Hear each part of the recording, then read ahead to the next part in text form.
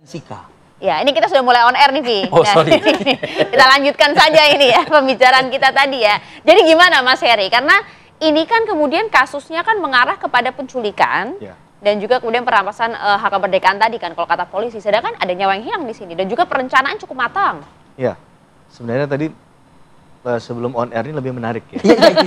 Sayangnya publik nggak tahu apa yang kita di cut off tadi ya. Oke, tapi begini, saya menjelaskan sedikit dulu ya.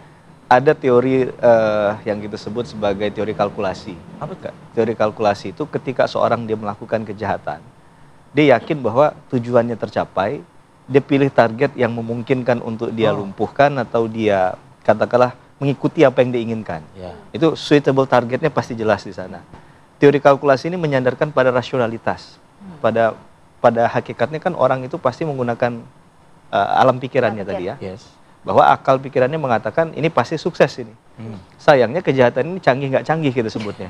Canggihnya belasan orang gitu yang terlibat, bahkan ada oknum di dalamnya. Dengan keyakinan itu dia mengatakan bahwa nggak mungkin kejahatan ini bisa terungkap begitu. Dibuatlah cerita, narasi dan lain sebagainya yang dibangun di sana. Ya, padahal tadi juga kita dengarkan dari pihak penyidik Polda Metro Jaya, Pak Ronald ini juga mengatakan ya bahwa ada dua opsi tadi. Dua opsi yang dilakukan sebelum akhirnya mengeksekusi orang tersebut. Satu, sepanjang dia mengikuti kooperatif, maka tidak dilakukan apapun bahkan mungkin. Opsi pertamanya itu mungkin. Kalau dia melawan, ditekan dulu, disiksa dan lain sebagainya. Kalau mengikuti, selesai. Tapi kalau tidak mengikuti, berarti tujuan dia tidak tercapai, baru dilakukan upaya bahkan menghilangkan nyawa tadi. Kalau kita tarik dalam konteks... Boleh saya interupsi dulu nggak dikit? Kenapa dalam sebuah kejahatan, ini mungkin ke Mbak Hanifah, tapi nggak apa-apa, Mas Heri juga bisa menjawab juga mungkin. Kenapa bisa muncul ada dua opsi? Nah itu yang mau saya kaitkan tadi. Sabar dulu nih. Tenang. Jadi saya yang salah. Kalau bicara tadi kan pasal penculikan, sementara yang kita ketahui itu ya, pasal 328 KUHP di mana menempatkan seseorang di bawah kekuasaannya untuk disengsarakan. Kira-kira begitulah bunyi pasalnya. Dengan maksudnya jangan lupa. Jadi dengan maksud ini kan berarti ada kesengajaan. Nah kalau dengan kesengajaan bisa saja ditarik maknanya bahwa ada preparationnya juga. Dengan dia mengumpulkan orang, bahkan ini rapi sekali jejaringnya kan. Ada tadi kata Mbak Hanifah, ada eksekutor lapangannya, ada mastermind-nya, dan masing-masing punya peran. Rapi itu kita lihat dari beberapa klaster yang dibentuk. Kalau kita melihat dari konteks tadi, ada jeda untuk bahkan menyiapkan dua opsi itu menurut saya sudah ada waktu berpikir yang cukup matang, sangat matang bahkan. Dan mengapa tidak bisa kita dorong ini sebagai pembunuhan berencana? Karena kan itu bagian dari perencanaan gitu, Mas. Karena jangan sampai kita terlihat hanya melihat unsur dari bahwa ini diambil dulu orangnya, di bawah penguasaan dia, disiksa dulu, baru kemudian meninggal, kan begitu. Padahal jangan-jangan target utamanya itu, begitu. Nah ini yang memang jadi perdebatan karena unsur pasal itu kan nggak menjelaskan detail seperti itu. Kalau misalnya target utamanya itu, tidak perlu ada opsi kedua, dua opsi, langsung opsi dua saja dong. Kayak gitu. Cuman kan tadi dia ingin katakan seakan-akan, ini kalau kita lihat rekening dorman ini kan, rekening tidur yang tidak ada mutasi aktifnya, rekening pasif. Dalam kurun waktu beberapa berarti kan dianggap bahwa ini kejahatan yang paling aman sebenarnya. Seakan-akan kejahatan tanpa korban, karena korbannya nggak tahu. Tidak akan diketahui dalam waktu singkat ya. Cuman dia nggak canggih, apakah hanya harus lewat kacap mendapatkan data tadi? Saya tidak bermaksud mengajari untuk melakukan kejahatan yang lebih canggih ya. Tapi setidak-tidaknya cara berpikir jangan terlalu sempit. Bahwa kacapnya yang punya otorisasi, kemudian dia pasti tahu semua datanya, sehingga kalau dia tidak dapat dari dia, ya tidak ada pilihan lain. Harus dibinasakan, kira-kira begitu. Padahal kalau berpikir yang lebih... opsi satu, Mas Heri. Ya? Tapi kan ada opsi satu. Kan harus dibinasakan, kan begitu? Betul. Tapi sekarang, ada opsi satu. Sekarang begini, kalau kita kan nggak tahu. Apakah itu alibi semata atau bagaimana? Apakah yang kemudian disampaikan ini benar adanya, atau mereka karena sudah saking canggihnya, sudah merekayasa lagi. Juga, ya? Mereka saja bisa merekayasa kasus ini. Jadi kalau kita ketangkep, kita pakai opsi ini lagi. Gitu. Mereka saja bisa merekayasa kasus ini sedemikian rupa sehingga ujung-ujungnya dikaburkan ke arah penculikan. Kenapa nggak bisa membuat opsi tadi? Jangan-jangan ini juga sudah dipersiapkan dari awal opsi tadi. Jangan-jangan, karena bicara tentang, kalau saya bicara hukum pidana tidak kriminologi ya, ada bicara tentang presumption. Presumption itu asumsi juga, ya kan? Tapi asumsi yang ditarik ini adalah lebih tinggi. Karena sekali lagi si korban udah nggak bisa membela diri masalahnya. Yang hanya tahu adalah pelaku dan Tuhannya saja nih, masalah fakta materialnya. Maka menurut saya opsi itu juga harus terbuka masih. Tidak hanya sebatas karena dia diambil kemudian diculik, tapi hakikat dari penculikan itu kan ada timingnya tadi ya. Betul. Ada waktu bahkan dia menunggu, dia mengikuti surveillance. Buat apa kalau itu nggak direncanakan? Betul.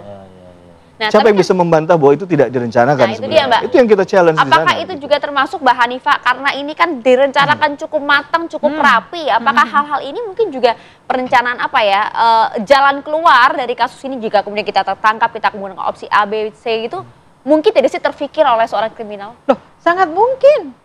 Dengan ini kan gini ya, kalau tadi menyambung Pak Heri tadi, yang disampaikan Pak Heri kan ada rational choice. Ya. Rational choice-nya itu ketika plan A. Plan A adalah ketika dia bisa memberikan approval, kita lepas gitu ya. Tapi ketika dia tidak bisa memberikan, kita bunuh. Berarti kan ada eskalasi dan ada kalkulasi. Kalau diberikan approval, dilepas, bukannya jadi miara anak macan jadinya kalau kayak gitu. Jadi seperti itu, gitu. Tapi kan ini yang diharapkan. Karena sebetulnya dengan cara dia menghilangkan nyawa, dia nggak punya apa-apa kan. Dia harus mencari orang lain kan. Dan rencana mereka gagal total. Karena mereka harus mencari orang lain lagi. Dan mereka akan merencanakan kejahatan lagi. Belum tentu kejahatan yang ini mereka lolos, akhirnya yang kedua kan tidak akan terlaksana gitu. Karena ini melibatkan banyak orang, kita tahu semakin banyak orang tahu rahasia kita, semakin gampang bocornya. Apalagi ini kejahatan. Oke, Mas Heri, saya kembali ke Anda lagi. Nanti Pak Reonal juga ikut nimbrung juga ya, Pak Reonal ya. Artinya dengan melepas dia meninggalkan di pinggir jalan begitu ya si korban ini dengan alasan katanya ini sepertinya masih hidup, tidak mati seperti itu. Ini bualan belaka berarti seperti itu.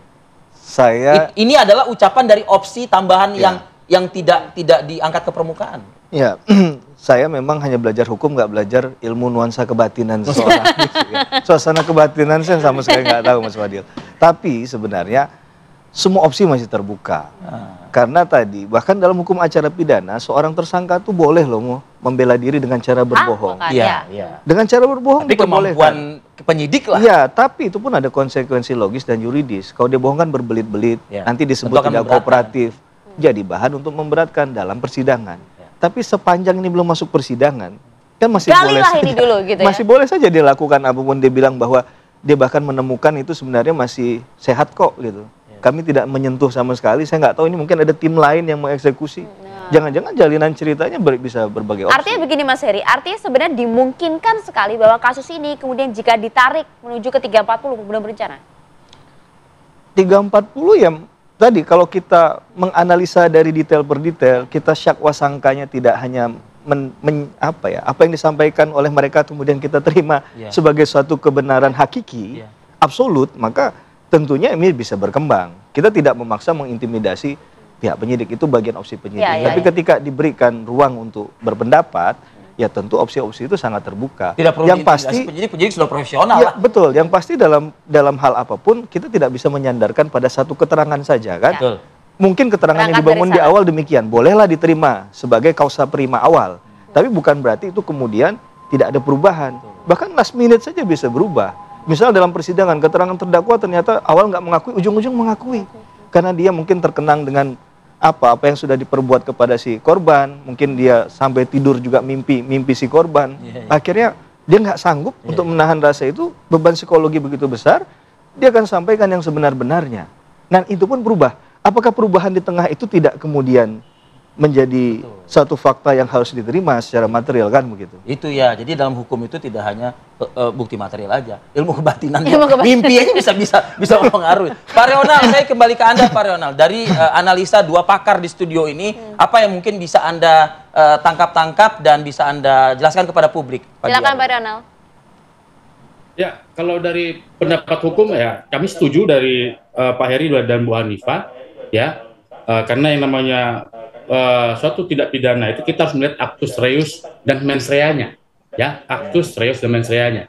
Dan ini juga nanti akan dipersesuaikan dengan unsur-unsur pasalnya, ya, unsur-unsur pasalnya masih ada lah pasal 170 ayat 3, melakukan kekerasan terhadap seseorang bersama-sama hingga mengakibatkan orang hilangnya nyawa seseorang. Bisa juga nanti diterapkan misalnya ada keyakinan penyidik untuk menerapkan dengan primer subsidiar atau mengkombinasikan dengan dan atau ya pasal 340 kita akan melihat nanti penyidik pasti sudah sudah mengantongi itu, sudah paham itu, jadi nanti akan melihat dari hasil penyidikan yang dilakukan oleh penyidik. Sehingga diharapkan para pelaku ini tidak lepas, jangan sampai kita salah menerapkan pasal. Ya, karena salah menerapkan pasal, kemudian mereka lepas dari perbuatan yang mereka lakukan, padahal mereka melakukan tindak pidana. Gitu loh. Jadi penyidik terus mendalami perbuatan actus reus sehingga mens rea-nya dan akibat dari mereka perbuatan yang mereka lakukan tindak pidana tersebut apa, sadar atau tidak mereka melakukan tindak pidana itu apa, kan penyidik harus gamblang di sini, harus apa namanya, seperti kita apa namanya, yang kalau misalnya ada gambar yang terpecah-pecah itu kemudian disusun rapi oleh penyidik untuk menemukan faktanya apa sih, pasal apa yang bisa kita terapkan sehingga para pelaku ini tidak luput dari perbuatan nanti pada saat di persidangan. Demikian, Mbak. Oke, artinya ini sebenarnya prosesnya juga masih terbuka ya, kita juga masih terus menggali seperti apa begitu kan ya Pak ya? Termasuk juga pengungkapan si S ini. Ya, gimana Mbak? Ya termasuk juga pengungkapan si S ini dan juga keterlibatannya dalam kasus ini. Ya, pengungkapan si S dan masih ada DPO kemarin yang kita sampaikan saudara EG alias Bohma ini sekalian di tempat yang baik ini kalau ada masyarakat yang melihat mengetahui ya di mana keberadaannya tolong hubungi 110 atau hubungi kantor polisi terdekat untuk melakukan proses hukum terhadap yang bersangkutan. Oke, ditahan dulu Pak Reonal. Kami saat ini sedang memasang DPO sebagaimana yang dimaksud oleh Anda, Pak Reonal, dengan inisial apa tadi, Pak Reonal? EG ya. EG. Peran EG ini apa, Pak? Ya, ini dia merupakan salah satu dari tim surveillance. Memantau. Dia yang melakukan pembuntutan terhadap korban sebelum dilakukan penculikan. Baik. Berarti total DPO kita ada berapa orang, Pak? Yang baru DPO kan ini satu, Mas. Makanya yang tadi dengan inisial S tadi kan sampai sekarang identitasnya belum jelas, belum terbuka si C alias Ken ini kan.